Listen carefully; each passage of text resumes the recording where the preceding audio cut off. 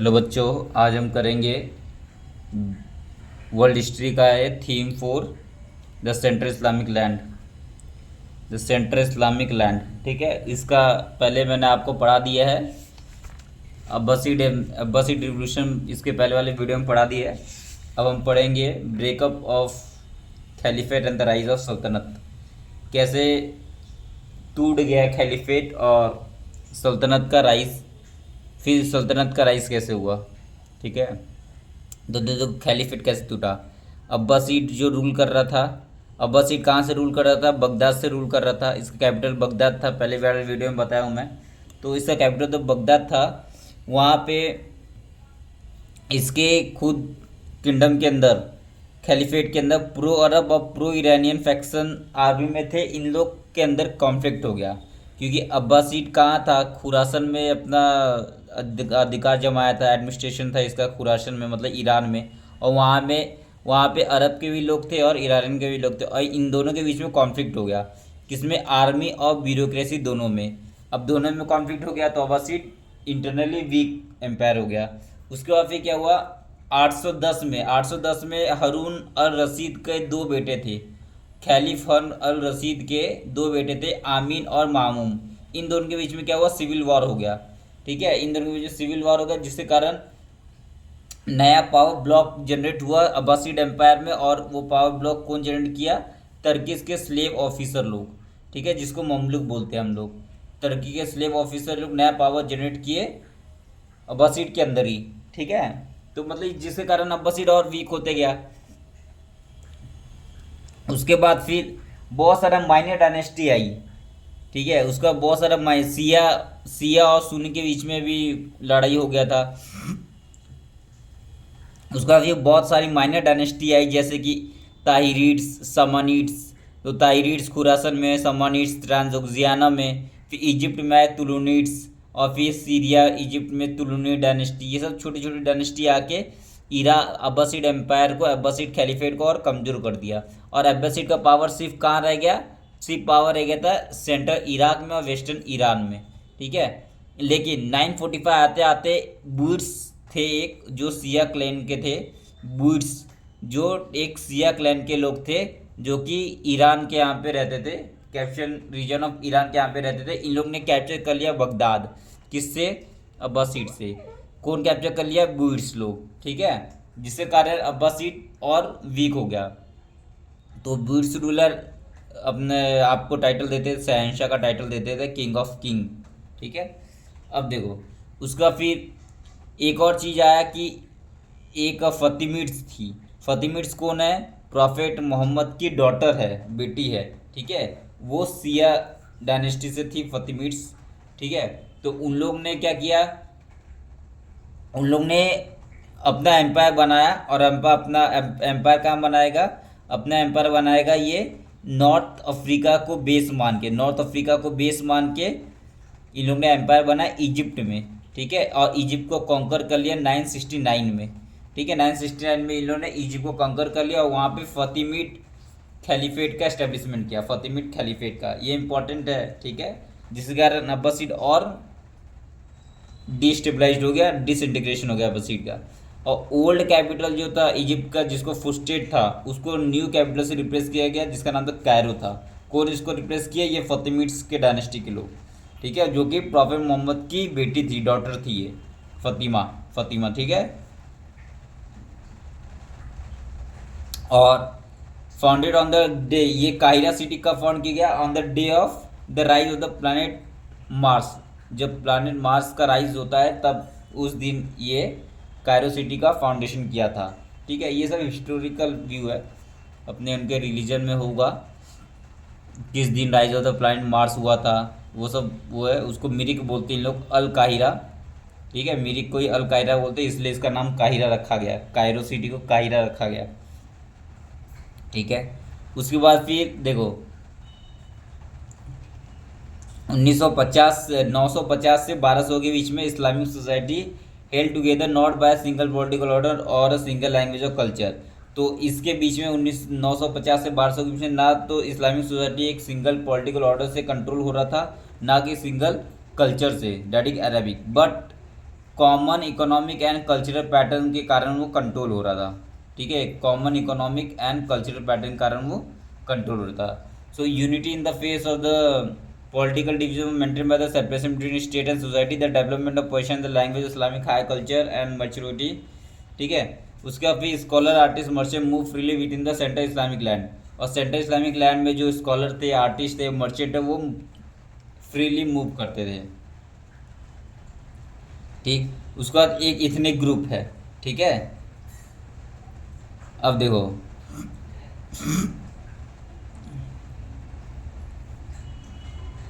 एक थर्ड इतनी ग्रुप है जो कि एडेड हुआ अरब और Iranian, added to the Arab Iran में थर्ड इतनी ग्रुप ऐड हुआ, और वो ग्रुप कौन था? टर्किस के लोग थे, ठीक है, टर्किस सल्तनत in the 10th and 11th century में। देखो पहला खलीफेट के अंदर अरब और ईरानियन थे ना, अब उसके अंदर ऐड हो गए टर्किस के लोग आने लग गए, ठीक है, टर्किस सल्तनत के लोग आने लग गए 10th एंड 11th सेंचुरी में। The Turk were the nomadic tribe from the central Asian steppe, और टर्क कौन थे? ये जो नोमैडिक ट्राइब थे सेंट्रल एशियन स्टीपी में रहते थे, ग्रासलैंड में, ठीक है, सेंट्रल एशियन स्टीपी में रहते थे इन लोग, टर्क लोग। इन लोग भी आने लगे खलीफ के अंदर, ठीक है, जिसके कारण टर्क, अरब और ईरानियन तीनों ये फैक्शन के लोग खलीफेट के अंदर काम करते थे,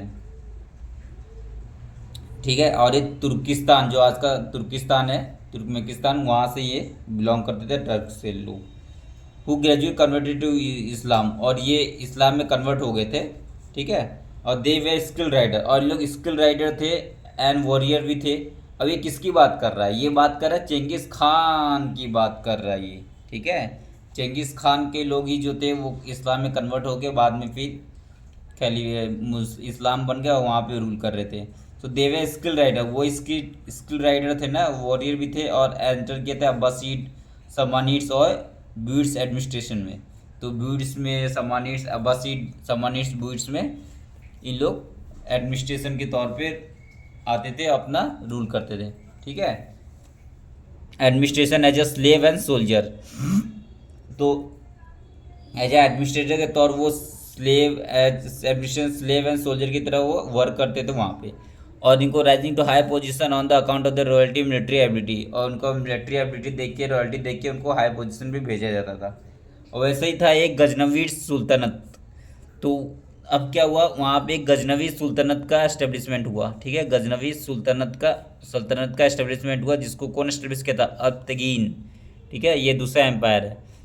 गजनवी सल्तनत का एस्टेब्लिशमेंट कौन किया था? अब्तगीन, 961 में। और उसको कॉन्सोलिडेट किसने किया? महमूद ऑफ गजनी ने, ठीक है, ये तो हम लोग ने पढ़ा इंडियन हिस्ट्री में। तो महमूद ऑफ गजनी ने इसको एस्टेब्लिश किया था। लाइक द ब्यूट्स, जैसे ब्यूट्स मिलिट्री डायनेस्टी थी ना, वैसे गजनवीद भी मिलिट्री डायनेस्टी और प्रोफेशनल आर्मी थे टर्क से, और इनका centre of power Khurasan Afghanistan था। और ये Abbasid caliph were not rival but a source of legendary, ये अब इनका राइवल तो नहीं था अब्बासीड, लेकिन ये अपना खुद का डायनेस्टी एस्टेब्लिश कर रहे थे, ठीक है। अब बहुत इंपॉर्टेंट है सालजुक के लोग बहुत इंपॉर्टेंट है। सालजुक टर्क्स कौन है? ये enter Turan as a soldier in the army of the Samanids and Karakhanids. देखो समानिड्स के आर्मी में, समानिड्स कहाँ है? समानिड्स ट्रांसोक्सियाना में है। तो वहाँ पे सालजुक टर्क के लोग एंटर होने लग गए।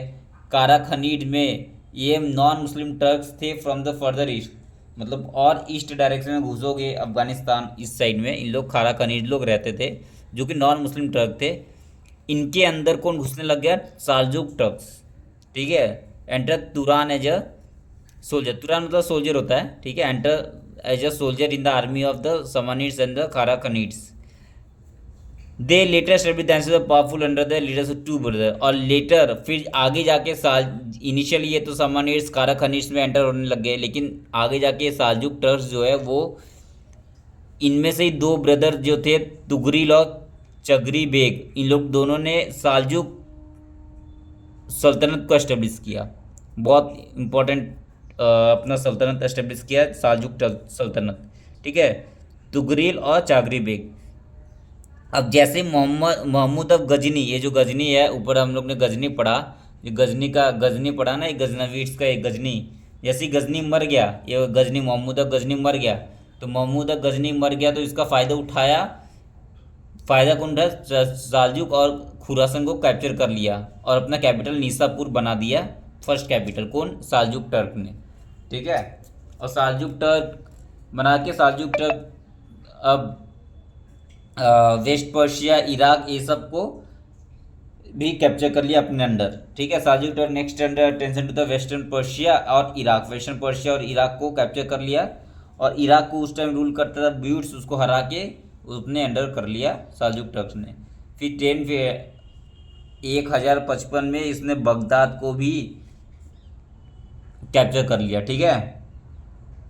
ये सब सुन्नी लोग थे, इसलिए बगदाद को सुन्नी रूल में ले आया। ये सब सुन्नी लोग थे, साल्जुक लोग। उसके बाद फिर खलीफ अल कैम।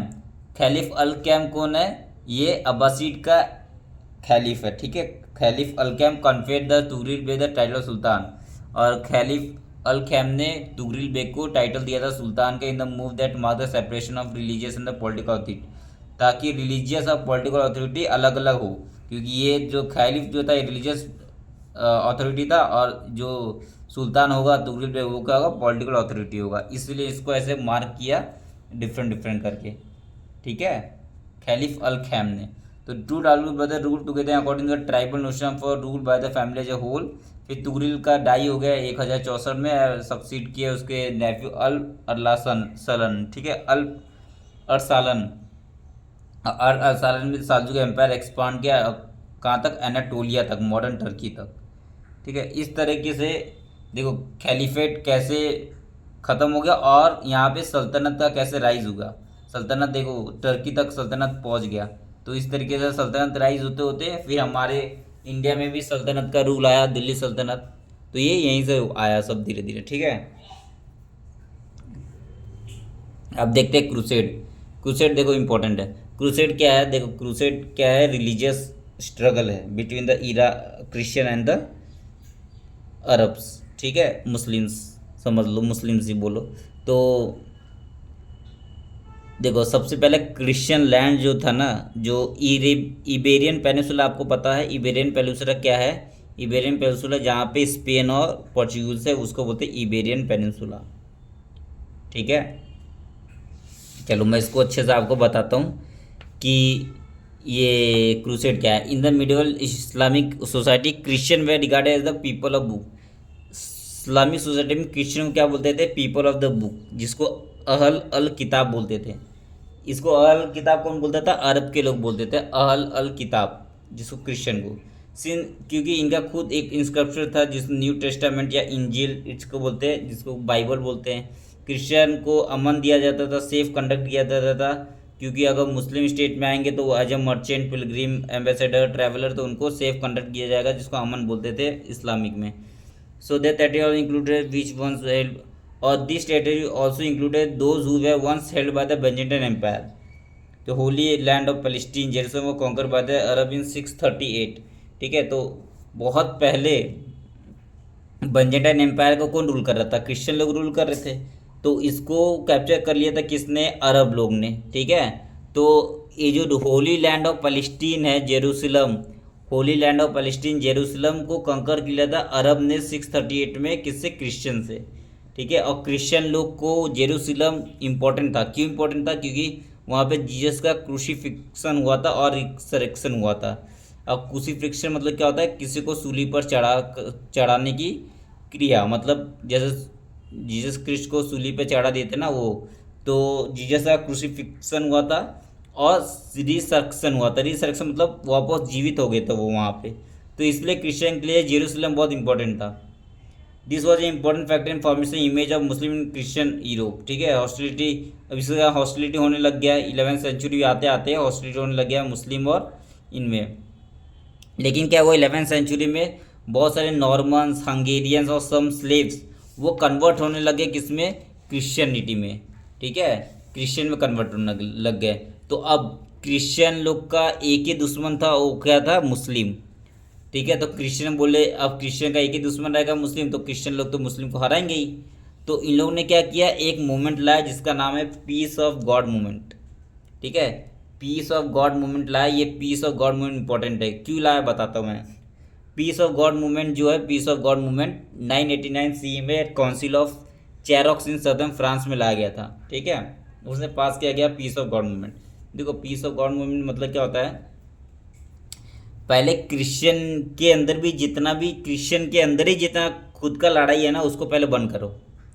तो क्रिश्चियन के अंदर जैसे कि जो भी लड़ाई हो रहा था, जैसे फ्यूडल प्रिंसिपलिटी compete कर रहे थे, फ्यूडल लोग थे आपस में compete कर रहे थे इकोनॉमिक ऑर्गेनाइजेशन के लिए, उन लोग प्लंडर कर रहे थे, एक दूसरे को मार रहे थे। तो ये सबको पहले खुद खुद की लड़ाई को ख़त्म करो, उसके बाद ही हम एनिमी के साथ लड़ेंगे। तो वो है पीस ऑफ गॉड मूवमेंट, कि गॉड पीस रखो गॉड के लिए, हम लोग गॉड भगवान के लिए अपनी लड़ाई चालू कर रहे हैं, तो इसलिए हम शांत रहेंगे और एनिमी से लड़ेंगे। ठीक है, तो जिस पीस ऑफ गॉड मूवमेंट क्या किया, जितना भी पॉलिटिकल स्टेबिलिटी और इकोनॉमिक ग्रोथ लाया है based on the agriculture and trade. ठीक है, अब पीस ऑफ गॉड मूवमेंट के कारण जितना भी मिलिट्री वायलेंस था उसको फॉरबिडन कर दिया गया सर्टन एरिया में। ठीक है, मतलब यूरोपियन आपस में नहीं लड़ेंगे, अब हम किससे लड़ेंगे, इस्लाम से लड़ेंगे। ठीक है, तो अब ये पीस ऑफ गॉड मूवमेंट है, पीस ऑफ गॉड मूवमेंट सारा डिफ्लेक्ट कर गया aggressive tendency of feudal society away from the Christian world toward the enemy of the God. जो उनके गॉड का एनिमी था, जैसे इस्लाम इन लोग मानते थे, उस पर पूरा इन लोग का फोकस चले गया, अब खुद के लड़ाई के ऊपर नहीं रह गया। तो पीस ऑफ गॉड मूवमेंट ये काम किया। ठीक है, it built a climate in which fighting against the infidels because ये। उसके बाद क्या हुआ, जैसे ही 1092 में मालिक शाह जो साल्जुक सुल्तान था बगदाद का, वो मर गया। ठीक है, 1092 में साल्जुक सुल्तान जो था बगदाद का, मालिक शाह 1092 में मालिक शाह जो साल्जुक सुल्तान था बगदाद का, वो मर गया। तो उसके कारण साल्जुक एम्पायर, साल्जुक सल्तनत वो डिसइंटीग्रेट हो गया। तो जिसके कारण this offer the Byzantine empire, जिसके कारण बेंजेटाइन एम्पायर का जो किंग था एलेक्सियस वन, उसको चांस मिला कि मैं वापस से एशिया माइनर जो टर्की का एरिया और सीरिया का एरिया को कैप्चर कर लूँ। ठीक है, और इसने फॉर पोप अर्बन टू के लिए ये अपॉर्चुनिटी बना कि वापस क्रिश्चियन को क्या करने का, रिवाइव करने का। किसके मरने के बाद, मालिक शाह जो साल्जुक सुल्तान था बगदाद का, उसके मरने के बाद दो को फ़ायदा हुआ। एक तो बेंजेटाइन एम्पायर का एलेक्सियस वन ने बोला कि मैं टर्की और सीरिया को कैप्चर कर लूँगा। दूसरा पॉप ने क्या बोला, पॉप ने बोला कि मैं क्रिश्चियन को रिवाइव करूँगा। इसके कारण दोनों क्या मिलाएंगे, हाथ मिला लेंगे। तो बेंजेटाइन एम्पायर और पॉप ने हाथ मिला लिया और बोला कि हम वॉर करेंगे in the name of God to liberate the holy land. जो होली लैंड है जेरूसलम, उसको लिबरेट करने के लिए हम वॉर लड़ेंगे। ठीक है, गॉड के भगवान के नाम पे। तो बस यहीं से बिटवीन 1095 से 1291 तक यूरोप में फाइट हुआ, और यही बिटवीन 1095 से 1291 के एरा को ही हम लोग क्या बोलते हैं, क्रूसेड। वेस्टर्न यूरोपियन क्रिश्चियन, जो वेस्टर्न यूरोपियन क्रिश्चियन थे, प्लान किए, फाउट किए। ठीक है, किसके अगेंस्ट द मुस्लिम सिटी। ठीक है, on the coastal of the Muslim city on the coastal plain of the eastern Mediterranean. This war later designated as the crusade, और इसको ही बाद में हम लोग क्या बोलने लगे, क्रूसेड बोलने लग गए। ठीक है, तो याद रखना है 1095 से 1291 के बीच में वेस्टर्न यूरोपियन क्रिश्चियन ने प्लान किया, फॉर्ट किया against the Muslim on the coastal plain of the eastern Mediterranean, और इसको ही हम लोग बाद में क्रूसेड बोलने लग गए। इन द फर्स्ट क्रूसेड 1098 से 99 के बीच में soldier from the France and Italy capture Antiochus in Syria and claim Jerusalem. पहला क्रूसेड कब हुआ, 1098-99 में। ठीक है, स्टार्ट कब हुआ था, 1095 से 1291 यहाँ तक चला। ठीक है, 1098-99 में फर्स्ट क्रूसेड हुआ, जिसमें फ्रांस के सोल्जर और इटली के सोल्जर कैप्चर कर लिए थे एंटियोचस इन सीरिया। सीरिया में एंटियोचस जो था उसको कैप्चर कर लिए थे कौन, फ्रांस और इटली के लोग, और बोले क्लेम जेरूसलम को भी कैप्चर कर लिया, claim Jerusalem. The victory was accompanied by the slaughter of the Muslim and Jews in the city chronicle by both। ठीक है, their victory was accompanied by the slaughter of the Muslim, और बहुत सारे मुस्लिम का slaughter काट पीट किया गया मुस्लिम को एंड जीविस को इन द सिटी, ठीक है। बहुत सारे जीविस को मुस्लिम को मार दिया गया जेरूसलम में। और Chronicle by the both Christian Muslim, the Muslim writer repair arrival of the Christian. अब जो मुस्लिम लोग लिखते हैं अपने किताब में, जो क्रिश्चियन लोग आए और उसको मार दिए, तो क्रिश्चियन को इन लोग क्या बोलते हैं, इफरिंगी और फिरंगी, इफरिंजी और फिरंगी बोलते एज ए फ्रैंकिश इन्वेजन, या फ्रैंकिश इन्वेजन बोलते हैं इसको, ठीक है।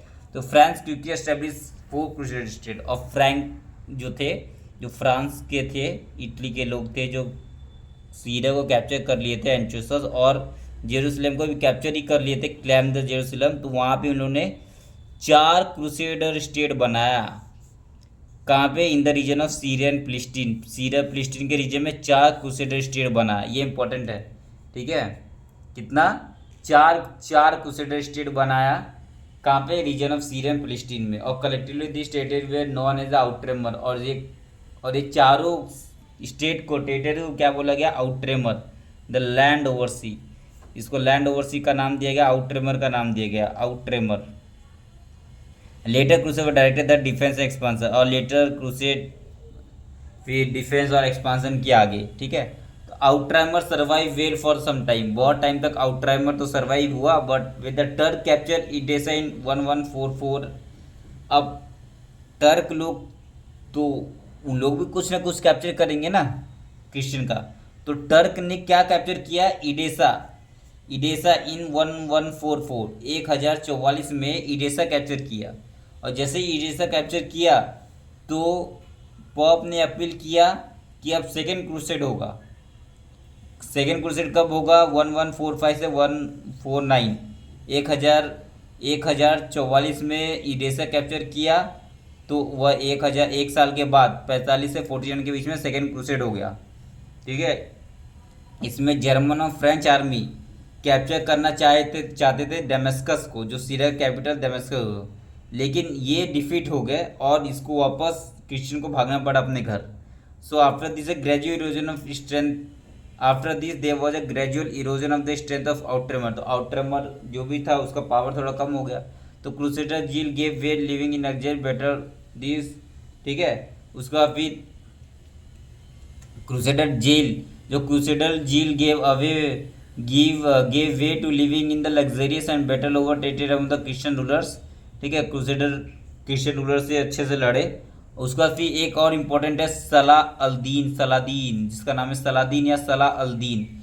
इसने क्रिएट किया इजिप्शियन सीरियन एम्पायर, ठीक है। इजिप्शियन सीरियन एम्पायर क्रिएट किया, और इसने जिहाद का कॉल किया और holy war against the Christian, Christian के अगेंस्ट हम लोग जिहाद करेंगे और होली वॉर करेंगे।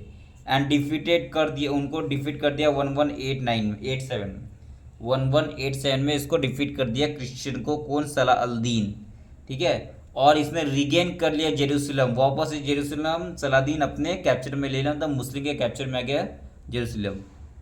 नियरली ए सेंचुरी, मतलब देखोगे तो 1098 और यहाँ पे 1189, ऑलमोस्ट 100 साल हो गया ना।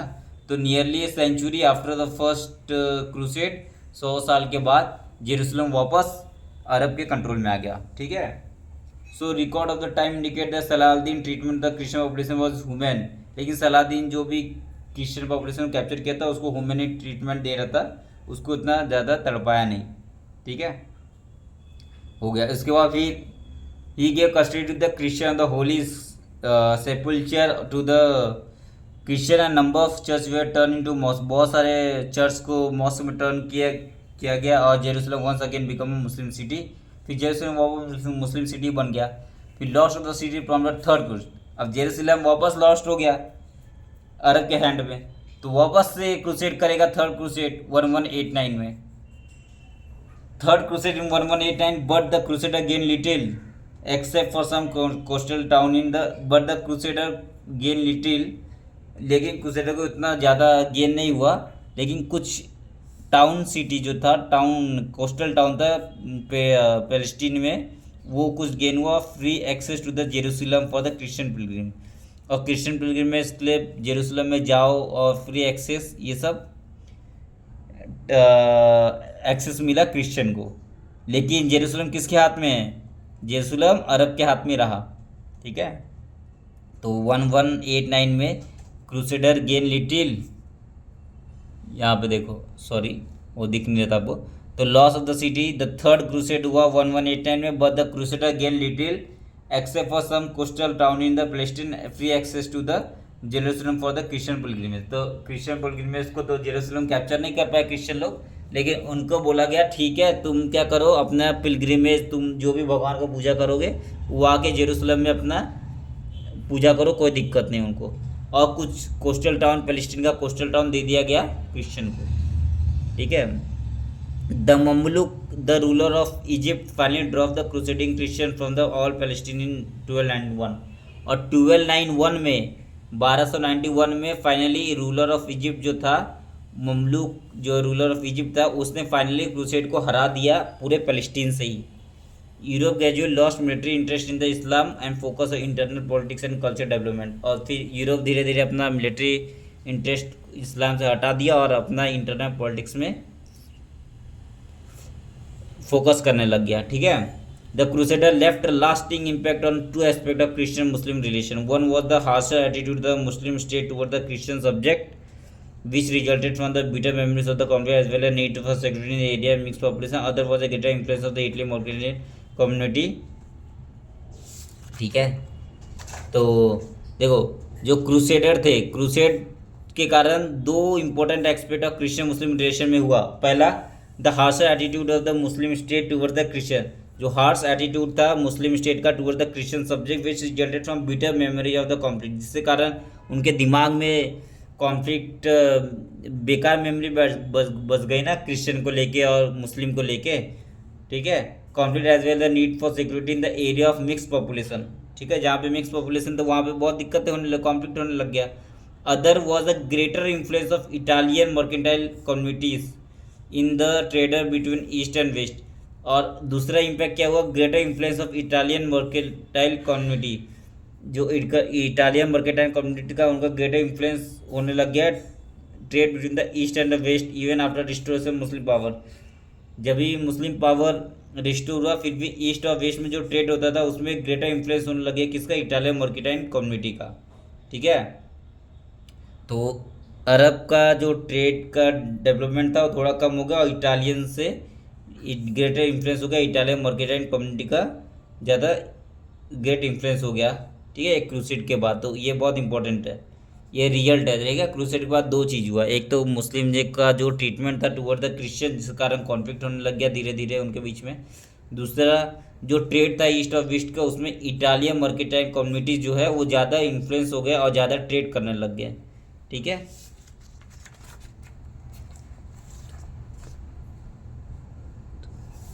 अब देखो फ्रैंक, अब यहाँ पे इकोनॉमिक, एग्रीकल्चर, अर्बनाइजेशन, कॉमर्स।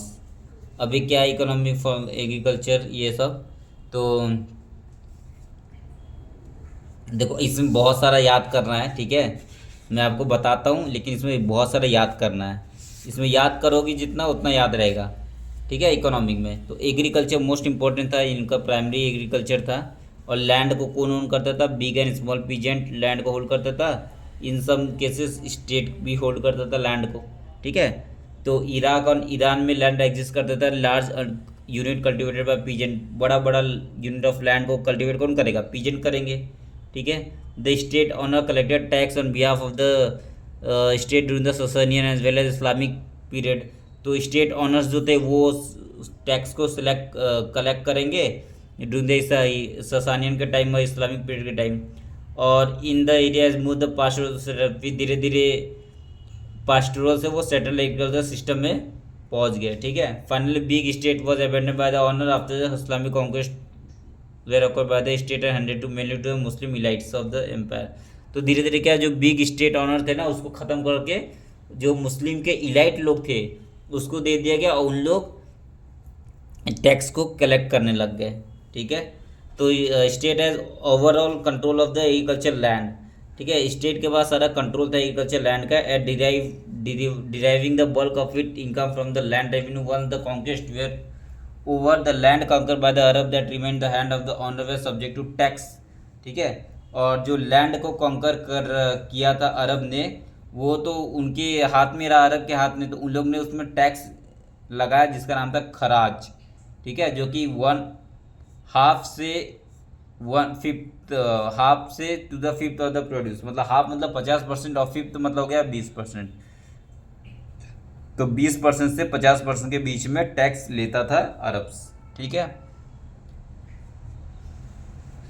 अब अकॉर्डिंग टू द, अब देखो, तो अरब टैक्स लेगा खराज टैक्स 20% से 50% के बीच में, ठीक है, on condition of the cultivation on land held और कल्टिवेटेड बाय द मुस्लिम। अगर जो मुस्लिम है, मुस्लिम के पास लैंड है, मुस्लिम कल्टीवेट करे तो कितना लेगा, 1/10, 10% लेगा, जिसको ऊसर बोलते थे। इसीलिए बहुत सारे नॉन मुस्लिम लोग हैं ना, मुस्लिम में कन्वर्ट करना चालू कर गए, क्योंकि उनको टैक्स कम पे करना होगा, ठीक है। और जिसके कारण क्या हुआ, ये स्टेट का इनकम कम होने लग गया। तो इसीलिए खलीफ ने क्या किया, जो डिस्करेज किया, वह कन्वर्जन नहीं होना है आपको, ठीक है। और उसके बाद फिर धीरे धीरे उसको यूनिफॉर्म पॉलिसी ऑफ टैक्सेशन ले आ गया एम्परर में। खलीफ ने क्या लिया, यूनिफॉर्म पॉलिसी ऑफ टैक्सेशन ले आया, ताकि सबको यूनिफॉर्म टैक्स देना पड़े, ठीक है। From the 10th century onward, the state authorized its official to claim that salary from the agricultural revenue from territory called इक्तास। धीरे धीरे उनका जो सैलरी है वो एग्रीकल्चर रेवेन्यू से आने लग गया। जैसे कि जो बड़े बड़े, जो 10th सेंचुरी के बाद क्या हुआ, जो कि जो मुस्लिम इलाइट्स है, उनको सैलरी पैसे नहीं देके उनको क्या करते थे, इक्तास मतलब लैंड दे देते थे, और लैंड से जो भी रेवेन्यू निकला वो तुम्हारा सैलरी है। उस तरीके का सिस्टम आ गया 10th सेंचुरी के बाद 11th सेंचुरी में, ठीक है। तो एग्रीकल्चर बहुत प्रॉस्पेरिटी था, और वहाँ पे इरिगेशन सिस्टम लाया गया, डैम का कंस्ट्रक्शन किया गया, कैनल बनाया गया, वेल को डिग किया गया। क्यों? क्योंकि ये सब के कारण एग्रीकल्चर को ज़्यादा फ्लोराइज करने का चल रहा था बातें। ऑफरिंग की विद द वाटर व्हील और नोरिया और विच क्रूशल, उससे गुड हार्वेस्ट हुआ। और Islamic law give tax concession to people who brought land and cultivation. जो भी पीपल कल्टीवेशन करेगा लैंड को ज़्यादा, उनको इन लोग टैक्स कंसेशन भी देते थे, ठीक है। तो the peasant initiative and the state support cultivable land expand and productivity, जिसके कारण पीजेंट के इनिशिएटिव और स्टेट का सपोर्ट, दोनों, पीजेंट की भी इनिशिएटिव, स्टेट का सपोर्ट के कारण कल्टिवेबल लैंड को एक्सपांड किया गया और प्रोडक्टिविटी ज़्यादा हो गया, ठीक है। जबकि वहाँ पे टेक्नोलॉजिकल एडवांसमेंट नहीं था, टेक्नोलॉजिकल चेंज नहीं हुआ ज़्यादा, लेकिन फिर भी एग्रीकल्चर में अच्छा खासा एग्रीकल्चर हो रहा था। बहुत सारा नया क्रॉप जैसे कॉटन, ऑरेंज, बनाना, वाटरमेलन, स्पिनिच, ब्रिंजल, ये सब ग्रो हुए और एक्सपोर्ट भी किए जाते थे यूरोप को, ठीक है। उसके बाद देखो, उसके बाद फिर बहुत सारा settlement city, many new city were found, बहुत सारे न्यू सिटी को फाउंड किया गया, mainly to settle the Arab soldiers, जहाँ पे झुंड, जिसको अरब सोल्जर बोला गया है, झुंड, वो वहाँ पे रहते थे वो सिटी में। और वो सिटी क्या क्या बोलेंगे उसको, backbone of the local administration बोलेंगे कि नहीं, बैकबोन था लोकल एडमिनिस्ट्रेशन का। Among this class of garrison city called मिस्र, एक गैरिसन सिटी बनाया गया जिसका नाम था मिस्र। गैरिसन सिटी मतलब जहाँ पे सोल्जर लोग रहते हैं उसको बोलते हैं, उसका नाम था मिस्र। The Arabic name for Egypt, वह Kufa and Basra in Iraq, Iraq में 2 सिटी बनाया गया, कूफा बसरा, ठीक है, गैरिसन सिटी बनाया गया। इजिप्ट में मिस्र बनाया गया, इराक में कूफा बसरा बनाया गया, और फिर इजिप्ट में फुस्टेट एंड कैरो भी बनाया गया, फुस्टेट एंड कैरो इन इजिप्ट। तो ये सब क्या है, ये सब गैरिसन सिटी बनाया गया, ठीक है, गैरिसन सिटी बनाया गया किसमें, मिस्र, कूफा बसरा, फुस्टेट, कायरो, ठीक है। और जिसके कारण क्या हुआ, within the half of the century of the establishment as the capital of the Abbasid caliphate, the population Baghdad reduce reach around 1 million, जिसके कारण जो पॉपुलेशन था बगदाद में वो 1 मिलियन पहुंच गया। ये सब याद नहीं रखना, ठीक है। उसके बाद बहुत सारे सिटी बनाए गए, जैसे Damascus city, Isfahan city, Samarkand city बनाया गया, ठीक है। उसके बाद फिर at the heart of the city 2 building complex radiating culture and economic power. अब देखो, बिल्डिंग जो कॉम्प्लेक्स बनाए जाते हैं इन लोग सिटी के अंदर बिल्डिंग बनाते थे, उसमें दो चीज़ बनाते थे, दो चीज़ इंपॉर्टेंट था। क्या बनाते थे? मॉस्क बनाते थे। कॉन्ग्रेगेशनल मॉस्क मतलब मस्जिद अल जमी, ठीक है, मस्जिद अल जमी कॉन्ग्रेगेशनल मॉस्क बनाते थे। Big enough to be seen from a distance, जो बहुत दूर से भी पूरा अच्छे से दिखता था, ठीक है। और क्या बनाते हैं? सेंट्रल मार्केट प्लेस बनाते हैं, जिसको बोलते थे सुक। सिटी के अंदर दो चीज़ बनाएंगे लोग, एक तो मॉस्क बनाएंगे कॉन्ग्रेगेशनल मॉस्क, ठीक है, जिसको मस्जिद अल जामी बोलते हैं, जो कि बहुत दूर से भी दिखता था। और दूसरा बनाएंगे central market place. Central market place को क्या बोलते हैं? सूक, वो बनाएंगे, ठीक है। With the shop in the row merchant lodging funduq and the office of the money changer, और वहाँ पे ऑफिस भी होता था मनी चेंजर का, मनी को चेंज करने के लिए ऑफिस भी होता था, ठीक है। और central market place souk with the shop in row merchant lodging, और सेंट्रल मार्केट को सुक बोला गया, और उसके आजू बाजू पेरीफेरी में बहुत सारे मार्केट होते थे, उसको क्या बोला गया? फंडुक, ठीक है। मर्चेंट लॉगिंग होता था, ये सब शॉप इन रो होता था, वो सबको क्या बोला गया? फंडुक, ठीक है। मेन मार्केट को सुक और पेरीफेरी पे जो मार्केट है उसको फंडुक, ठीक है। The city were home to administrator, और ये सिटी में कौन रहते थे? एडमिनिस्ट्रेटर लोग रहते थे, जो कि आई ऑफ द स्टेट बोला गया उनको, एडमिनिस्ट्रेटर लोग रहते थे। स्कॉलर्स एंड मर्चेंट, जिसको तुज्जर बोला गया। तुज्जर कौन है? सिटी के स्कॉलर मर्चेंट लोग रहते थे उस सिटी के अंदर। एडमिनिस्ट्रेटर, जिसको कि आई ऑफ द स्टेट बोला गया है, अयान, वो सब लोग सिटी के अंदर रहते थे, ठीक है। मेन सिटी के अंदर इन लोग रहते थे, लेकिन जो ऑर्डिनरी सिटीजन है या सोल्जर्स, वो क्वार्टर में रहेंगे, लेकिन आउटर सर्कल में, सिटी के थोड़े आउटसाइड एरिया में रहेंगे, ठीक है। With fitted with their own mosque, church और सेनेगोग, ठीक है। Subsidiary market and public bath, hammam होता था, इंपॉर्टेंट मीटिंग प्लेस, ठीक है। हम्मम जो पब्लिक बाथ होता था, हम्मम, और फिर एक इम्पोर्टेंट मीटिंग प्लेस। तो ये सब बनाया गया था सिटी के अंदर, ठीक है। Outskirts were the houses of the urban poor, और सिटी के जो आउटस्कर्ट एरिया में जो रूम रहता था, हाउस होता था, वो अर्बन पुअर, जो अर्बन में पुअर लोग रहते थे, उन लोग रहते थे वहाँ पे, ठीक है। और मार्केट में ग्रीन वेजिटेबल, फ्रूट, फ्रॉस, ये सब सब मिलेगा। कारवन स्टेशन था, अनक्लीन शॉप होता था, डीलिंग द टैनिंग, बस्चरिंग।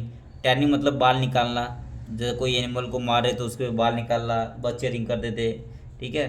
तो ये सब चीज़ें होती थी वहाँ पे।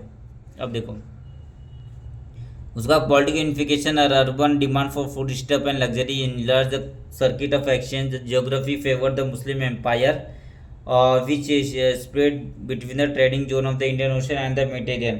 For the first 5 centuries, the Arab and Iranian trader monopolized the Mediterranean trade between the China and India and Europe. This trade passes through two major routes, namely Red Sea and the Persian Gulf.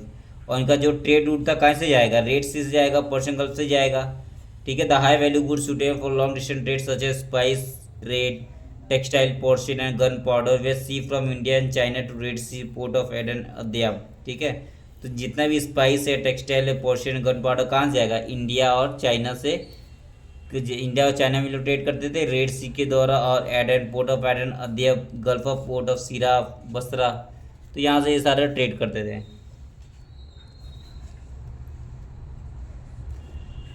Few merchandise were carried overland in camel caravan, overland में trade करना है तो camel कारवन से, camel से trade होता था, ठीक है। टू द वेयर हाउस तक, लोग वेयर हाउस बोलते हैं मुस्लिम में मखाजीन, ठीक है। फिर बहुत सारा गुड्स को पहुंचाया जाता था बगदाद में, दमस्कस में, एलेप्पो में, for the local consumption on the Karsan pass तो मक्का got bigger whenever the hajj concert with the sailing season, ठीक है। तो ये सब चीज़ें हैं। और फिर ये सब हम लोग को जेनिजा रिकॉर्ड से ही पता चलता है। देखो paper Geniza record and the history, Geniza record, पहले मैं आपको जेनिजा बता दिया हूँ क्या है। जेनिजा एक जगह है इजिप्ट में जहाँ पे बहुत सारा मनुस्क्रिप्ट रखा गया है, ठीक है। वहाँ पे बहुत सारा मनुस्क्रिप्ट जिसके अंदर हम लोग को मुस्लिम सोसाइटी के बारे में, मुस्लिम एडमिनिस्ट्रेशन के बारे में बहुत चीज़ पता चलता है, वही जेनिजा रिकॉर्ड में। जेनिजा मतलब एक जगह जहाँ पे बहुत सारा आर्काइव है, ठीक है, बहुत सारा मनुस्क्रिप्ट है। तो वहाँ पे ये बुक्स बहुत सारा है, जिस कारण हम लोग को पता चलता है इजिप्ट के बारे में, मुस्लिम के बारे में, उनके सोसाइटी के बारे में, उनके इकोनॉमी के बारे में, ठीक है। उसके बाद फिर जैसे इसमें एक मतलब इम्पोर्टेंट तो नहीं आएगा, तो नहीं एग्जाम में, बट फिर मैं बता देता हूँ। ठीक है, जैसे इसमें गोइटन थे, गोइटन उन्होंने, गोइटन जे ने बुक लिखा था, wrote a multi volume history of the Mediterranean. लेकिन ये हिस्ट्री ऑफ मेटेरियन कहाँ से लिखा? उनका रिकॉर्ड क्या था? जेनिजा रिकॉर्ड। मतलब ये जब इजिप्ट में जो भी बुक था, मतलब वहाँ पे कम से कम मैं बताऊँ तो 1 लाख 2 लाख से ज़्यादा मनुस्क्रिप्ट है जेनिजा में। जेनिजा एक जगह का नाम है जहाँ पे लाइब्रेरी बनाया गया है इजिप्ट में। ठीक है, वहाँ के रिकॉर्ड से बुक उठा उठा के इन्होंने एक हिस्ट्री ऑफ द मेटेरियन बुक लिख दिया। कौन? गोल्डस्टाइन। फिर अमिताभ घोष जो इंडियन थे, इन्होंने भी जेनिजा को पढ़ के स्टोरी लिखा Indian slave in is book antique land. Antique land book लिखा, उसमें इंडियन स्लेव के बारे में बताया गया है। अमिताभ घोष ने बुक लिखा है। ठीक है, तो जेनिजा इंपॉर्टेंट था, अभी भी इम्पोर्टेंट, अभी वहाँ पे बहुत सारे बुक्स है।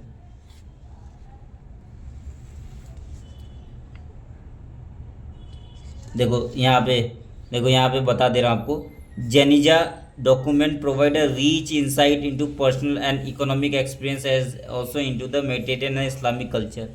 ठीक है, तो बहुत सारा रीच वॉल्यूम देता है हम लोग को मुस्लिम सोसाइटी के बारे में।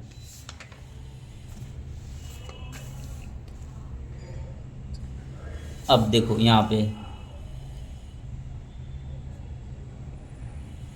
उसका क्या, toward the eastern and the caravan Iranian merchant set out from the Baghdad along the silk route to China. फिर वहाँ पे जो ईरानियन मर्चेंट थे वो बगदाद से सिल्क रूट होते हुए चाइना भी जाते थे ट्रेड करने, ये इंपॉर्टेंट है। बगदाद से सिल्क रूट के थ्रू चाइना में ट्रेड करते थे। Via the oasis city of Bukhara and Samarkand. Bukhara को पता ना कैप्चर कर लिया था चेंगिस खान, ये नेक्स्ट चैप्टर में पढ़ेंगे हम लोग। तो oasis city of Bukhara and Samarkand Transoxiana, उसके थ्रू इन लोग ट्रेड करते थे चाइना में।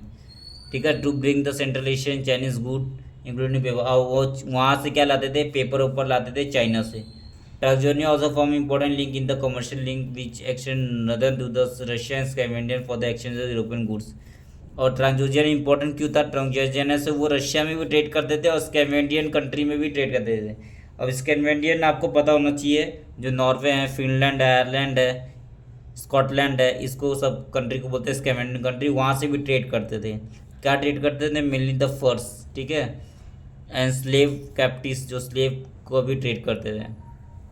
Islamic coin use for the payment of this good. और ये गुड्स को ट्रेड करने में इस्लामिक कॉइन का यूज़ करते थे इन लोग। ठीक है, और ये सब हम लोग कहाँ मिला है? ये सब वोल्गा रिवर के अलोंग में मिला है, और बाल्टिक रीजन में बहुत सारे इस्लामिक कॉइन मिला है, जिसका हम लोग ने पता लगाया ये सब चीज़ें। ठीक है, उसका फिजिकल सिस्टम कैसा था देखते हैं। देखो फिजिकल सिस्टम, फिजिकल सिस्टम जो है income and the expenditure of the state, जो income and expenditure of the state and the market place increase the importance of money in the central Islamic land. तो central Islamic land में physical system बहुत increase हो गया था, मतलब income and the expenditure of the state तो increase ही होगा। Coin of gold silver and copper, जिसको कॉपर को फ्लूस बोला गया है। Coin of gold silver copper fulus were minted and circulated, बनाते थे, सर्कुलेट करते थे। ठीक है, back silver the money changer to pay for the goods and services. Gold from the Africa, gold लाते थे कहाँ से? अफ्रीका से लाते थे। सिल्वर लाते थे सेंट्रल एशिया से, इंपॉर्टेंट है सिल्वर। सिल्वर कहाँ से लाते थे? सेंट्रल एशिया से। कहाँ से? जराफसान वैली से। जराफसान वैली है सेंट्रल एशिया, वहाँ से लाते थे वो सिल्वर। और अफ्रीका से क्या लाएंगे? गोल्ड लाएंगे। प्रीसियस मेटल कॉइन लाएंगे यूरोप से, तो प्रीसियस मेटल कॉइन लाएंगे कहाँ से? यूरोप से। विच यूज फॉर पे the trade and east Asia, ये विच। ठीक है, ये उसका फिर विच वॉज लेटर टू पे the trade with the east, और जो ईस्ट से वो ट्रेड करते थे उसको फिर पे करने के लिए ये सब यूज़ करते थे।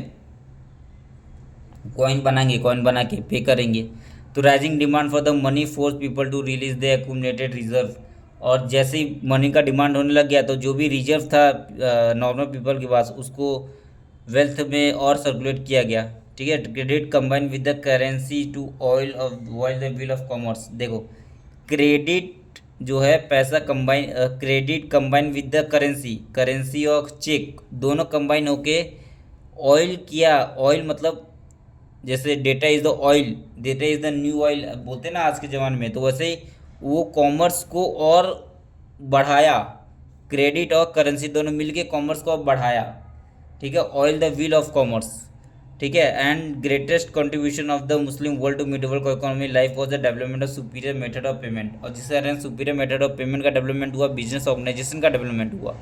ठीक है। और ये इंपॉर्टेंट है। शक, शक क्या है? Letter of credit, letter of credit origin the word cheque, ये चेक जैसा था कुछ, शक। और बिल ऑफ एक्सचेंज जिसका नाम है सुफ्तजा। ठीक है। बिल ऑफ एक्सचेंज, जैसे बिल ऑफ एक्सचेंज हम लोग पढ़े अकबर के टाइम, जिसको बोलते हैं हुंडी, वैसे ही बिल ऑफ एक्सचेंज इस्लामिक में बोलते हैं सुफ्तजा, और लेटर ऑफ क्रेडिट का बोलते हैं शक। ये सब लोग कौन यूज़ करता था? मर्चेंट लोग, बैंकर लोग यूज़ करते थे। क्यों यूज़ करते थे? To transfer the money from one place to other place. अब देखो इसके कारण क्या हुआ, कैश लेके जाना हर जगह तो पॉसिबल नहीं है, लेकिन ये क्रेडिट, ये चेक लेके जा, एक्सचेंज सुफ्तजा लेके जाना, शक लेके जाना तो पॉसिबल ही है ना। तो इसके कारण the widespread use the commercial wave of freed the merchant from the need to carry cash everywhere and also made their journey safer. ठीक है। The caliph to use the शक टू पे सैलरी और reward, और ये शक का use करने लग गए टू पे द सैलरी और the reward poet and minstrel. Minstrel मतलब होता है सिंगर और म्यूजिशियन, उसको बोलते हैं मिनिस्ट्रल। उनको सैलरी पे करने के लिए भी शक का यूज करने लगे कैलिफ लोग। ठीक है। देखो उसके बाद फिर although it was a customary for the merchant to set up the family business और employ slave to run their affair. Normal business arrangement, जिस नॉर्मल बिजनेस अरेंजमेंट को क्या बोल रहे हैं यहाँ पे? मुजरबा। Were also common with sleeping partner interested capital travelling merchant and share profit and losses in agree proportion. Islam did not stop the people making money और long the prohibition where respected. ठीक है। तो देखो इस्लाम में बोलते हैं कि interest bearing transaction, जिसको रिबा बोलते हैं, वो अनलॉफुल है। मतलब ऐसा पैसा जिससे इंटरेस्ट से पैसा आ रहा है वो रिबा है, वो उसको रिबा बोलते हैं, वो अनलॉफुल है इस्लाम में। ठीक है। और जब तक अनलॉफुल नहीं होगा तब तक मर्चेंट को बोला जाता था तुम ट्रेड करो, आराम से पैसा कमाओ, कोई दिक्कत नहीं है। Although people circumvent the usury in indigenous way, such as borrowing money in one type of coin and paying another, तो पीपल लोग बोरो करते थे वन टाइप ऑफ मनी और पे करते थे अनदर टाइप में। ठीक है। अब बहुत सारा मेनी टेल, एक बुक लिखा गया है 1001 नाइट, जिसको अल्फ लाइला व लाइला बोला गया है। तो 1001 नाइट, इसमें हम लोग को मिडिवल इस्लामिक सोसाइटी के बारे में बहुत अच्छे से पता चलता है। ठीक है। जैसे इसके अंदर sellers, slaves, merchant, money lenders, changers, ये सब बारे में बताया गया है 1001 नाइट में। अब आपका लास्ट टॉपिक बचा हुआ है लर्निंग एंड कल्चर। ठीक है। और ये बहुत इंपॉर्टेंट टॉपिक है लर्निंग एंड कल्चर। तो इसको हम लोग नेक्स्ट वीडियो में करेंगे, क्योंकि ये बहुत इंपॉर्टेंट है और इसके अंदर बहुत नाम है और ये बहुत इंपॉर्टेंट है। इसको हम लोग एक नया वीडियो लाऊंगा मैं इसके लिए। ठीक है, लर्निंग कल्चर के लिए। Okay, thank you.